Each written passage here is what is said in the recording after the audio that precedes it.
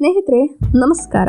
ಕವಿಗಳ ಲೇಖನಿಯ ಶಕ್ತಿ, ಸ್ವಾತಂತ್ರ್ಯ ಹೋರಾಟಗಾರರ ಬಲಿದಾನ ಮತ್ತು ಮಂತ್ರ ಮುಕ್ತಗೊಳಿಸುವ ಹಿಮಾಲಯದ ತಪ್ಪಲನ್ನ ಒಂದೇ ಕಡೆ ಸವಿಬೇಕು ಅಂದ್ರೆ ನೀವು ಪಶ್ಚಿಮ ಬಂಗಾಳಕ್ಕೆ ಒಮ್ಮೆ ಭೇಟಿ ನೀಡಲೇಬೇಕು. ಸೋನಾರ್ ಬಾಂಗ್ಲಾ ಎಂದು ಅಭಿಮಾನದಿಂದ ಕರೆಯಲ್ಪಡುವ ಈ ಪುಣ್ಯ ಭೂಮಿಯು ಕೇವಲ ನಕ್ಷೆಯ ಒಂದು ಭಾಗ ಅಲ್ಲ, ಇದು ಭಾರತದ ಜ್ಞಾನ ಮತ್ತು ಕಲೆಯ ಅಕ್ಷಯ ಪಾತ್ರೆಯಾಗಿದೆ. ಇಲ್ಲಿನ ಉಸಿರಿನಲ್ಲಿ ರವೀಂದ್ರನಾಥ ಟ್ಯಾಗೋರ್ ಅವರ ಕಾವ್ಯದ ಲಯ ಇದೆ, ಹುಲಿಗಳ ಗಂಭೀರ ನಡಿಗೆ ಇದೆ ಮತ್ತು ಬಂಗಾಳಿ ಜನರ ಪ್ರತಿ ಮಾತಿನಲ್ಲೂ ಅಪ್ಪಟ ಸಂಸ್ಕೃತಿಯ ಸೊಬಗು ಸದಾ ಕಾಲ ನೆಲೆಸಿದೆ. ಬಂಗಾಳದ ನವೋದಯ ಮತ್ತು ಕ್ರಾಂತಿಕಾರಿಗಳ ವೀರ ಪರಂಪರೆಯ ಭವ್ಯ ಪಥ. ಪಶ್ಚಿಮ ಬಂಗಾಳದ ಇತಿಹಾಸವು ಭಾರತದ ಪುನರುತ್ಥಾನದ ಅತ್ಯಂತ ಪ್ರಭಾವಶಾಲಿ ಅಧ್ಯಾಯವಾಗಿದೆ. ದೇಶಕ್ಕೆ ಸ್ವಾತಂತ್ರ್ಯದ ಕಿಚ್ಚನ್ನ ಹಚ್ಚಿದ ಅನೇಕ ಮಹಾನ್ ಚೇತನಗಳು ಇದೇ ಮಣ್ಣಿನಲ್ಲಿ ಜನಿಸಿ ಇಡೀ ಭಾರತಕ್ಕೆ ಹೊಸ ದಾರಿಯನ್ನ ತೋರಿಸಿದ್ವು ಅನ್ನೋದು ನಮ್ಮೆಲ್ಲರಿಗೂ ಅತ್ಯಂತ ಅಭಿಮಾನದ ವಿಷಯವಾಗಿದೆ. ಕೋಲ್ಕತ್ತಾದ ಹೃದಯ ಭಾಗದಲ್ಲಿರುವ ವಿಕ್ಟೋರಿಯಾ ಮೆಮೋರಿಯಲ್ ಮತ್ತು ಹಳೆಯ ಬ್ರಿಟಿಷ್ ಶೈಲಿಯ ಕಟ್ಟಡಗಳು ಇಂದಿಗೂ ಆ ಕಾಲದ ಭವ್ಯತೆಯನ್ನ ಸಾರಿ ಹೇಳ್ತಿವೆ. ನೇತಾಜಿ ಸುಭಾಷ್ ಚಂದ್ರ ಬೋಸ್ ಅವರ ಅಪ್ರತಿಮ ಶೌರ್ಯ ಮತ್ತು ಸ್ವಾಮಿ ವಿವೇಕಾನಂದರ ಆಧ್ಯಾತ್ಮಿಕ ಚಿಂತನೆಗಳು ಈ ಮಣ್ಣಿನ ಪ್ರತಿ ಕಣದಲ್ಲೂ ಎಂದಿಗೂ ಚೈತನ್ಯದಾಯಕವಾಗಿ ಕೆಲಸ ಮಾಡ್ತಿವೆ. ಸುಂದರಬನದ ಹುಲಿಗಳ ಗತ್ತು ಮತ್ತು ಡಾರ್ಜಿಲಿಂಗ್ನ ಹಿಮವೈಭವದ ನೈಸರ್ಗಿಕ ವಿಸ್ಮಯ. ಪ್ರಕೃತಿ ಆರಾಧಕರಿಗೆ ಪಶ್ಚಿಮ ಬಂಗಾಳವು ಭೂಲೋಕದ ಅದ್ಭುತ ಲೋಕವೇ ಸರಿ.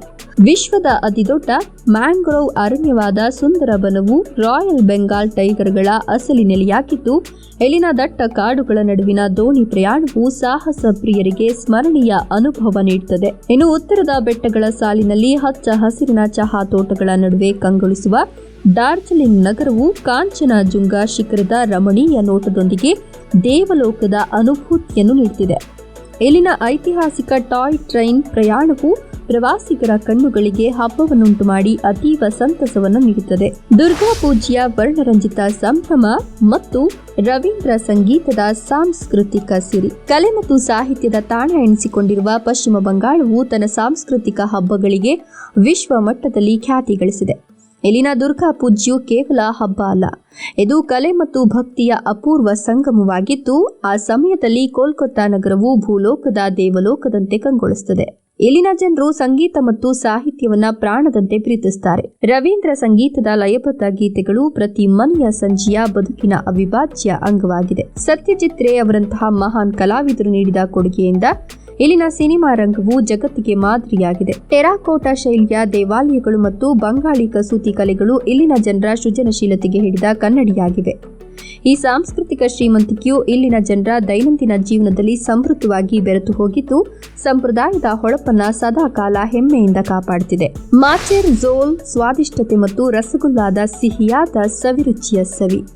ಪಶ್ಚಿಮ ಬಂಗಾಳದ ಆಹಾರ ಪದ್ಧತಿಯು ಅಪ್ಪಟ ಸ್ಥಳೀಯ ಸೊಗಡನ್ನು ಹೊಂದಿದ್ದು, ರುಚಿ ಮತ್ತು ಆರೋಗ್ಯದ ಸಮತೋಲನಕ್ಕೆ ಹೆಸರಾಗಿದೆ.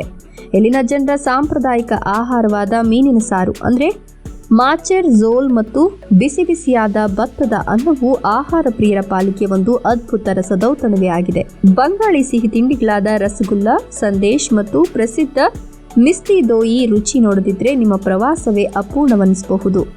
ಕೋಲ್ಕತ್ತಾದ ಬೀದಿ ಬದಿಯ ರುಚಿಕರ ಆಹಾರಗಳು ಮತ್ತು ಕಾಠಿ ರೋಲ್ಗಳು ನಾಲಿಗೆಗೆ ಹೊಸ ಸ್ವಾದವನ್ನ ಪರಿಚಯಿಸಿದ ನಿಮ್ಮ ಪ್ರಯಾಣವನ್ನ ಅತ್ಯಂತ ಸ್ಮರಣೀಯವಾಗಿಸೋದು ಖಚಿತವಾಗಿದೆ. ಪ್ರತಿಯೊಂದು ತುತ್ತಿನಲ್ಲೂ ಇಲ್ಲಿನ ಜನರ ಅಕ್ಕರೆ ಇದೆ ಮತ್ತು ಆತಿಥ್ಯದಲ್ಲಿ ಯಾವುದೇ ಕೃತಕತೆ ಇಲ್ಲದ ಸಹಜ ಪ್ರೀತಿಯ ರುಚಿ ಬೆರೆತಿದೆ. ಅಂತರ್ಜಲ ಮೆಟ್ರೋದ ವೈಭವ ಮತ್ತು ಆಧುನಿಕ ಬಂಗಾಳದ ತಾಂತ್ರಿಕ ಪ್ರಗತಿ.